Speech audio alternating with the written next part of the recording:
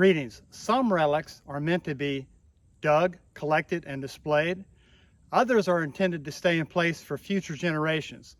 This is the case of the latter. Follow me, it's not far, right in here. This way, it's on the edge of the creek, right up ahead.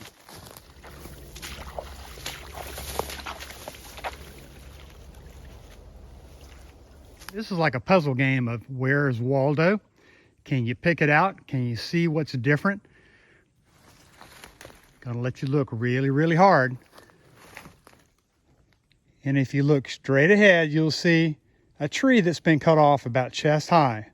And if you look about a foot down from where it's been cut, I know we're some distance from it, you will see a little metal tray. Oops, almost went through a spider's web. So here in Florida, during the summertime, we have what we call these banana spiders. And their web is almost like super glue if you happen to run into it. They'll get all over your glasses, your hair. So I always try to avoid them. This is a smaller guy right here, but often they'll get maybe almost 3 inches across. So we're going to circumnavigate around him. This is why I wanted to take you on this short hike, was to show you this sawn-off pine tree, which is really what's left over of the trunk. It probably dates back, I'm going to guess, sometime around 1920s, 1940. And what you're looking at is really a totem to the turpentine industry here in Florida, when workers used to go out and they'd use a tool called a hack, and they'd make these gashes in the tree trunk like this so that the sap would pour out, fall into the gutter, and then collect in this tray.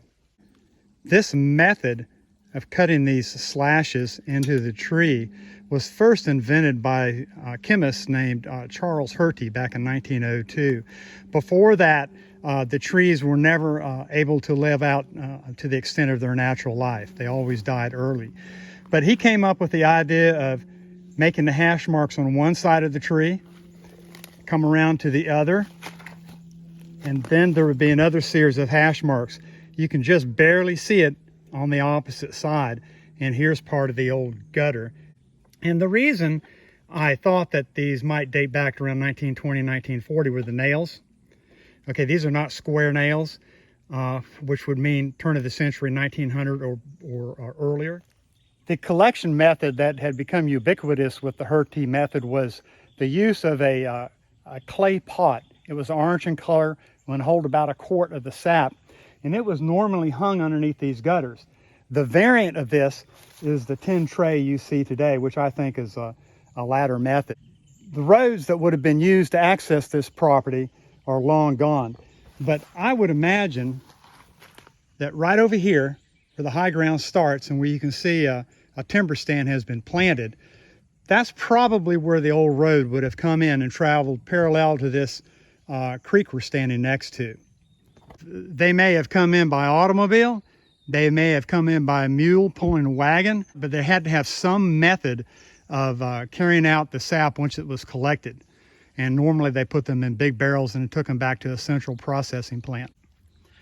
Back in the 1880s, when the turpentine industry first began, the primary buyer for this product was the U.S. Navy, and thus it became known as Navy stores. And they used it to preserve ship's rigging and to caulk the gaps between the boards or planks on the ships. Later on, in the early 1900s, it became used in many products familiar to us today: paints, thinners, hairspray, inks, lubricants, just all matter of uses.